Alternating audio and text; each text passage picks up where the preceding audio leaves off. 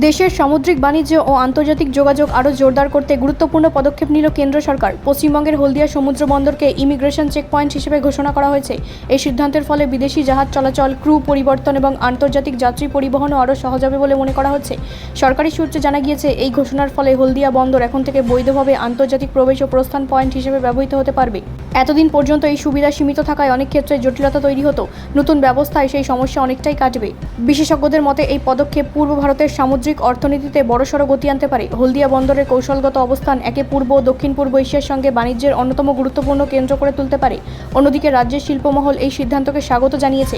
তাদের মতে এর ফলে লজিস্টিক খরচ কমবে এবং রফতানি আমদানি আরও দ্রুত হবে। পাশাপাশি নতুন কর্মসংস্থানের সুযোগও তৈরি হতে পারে।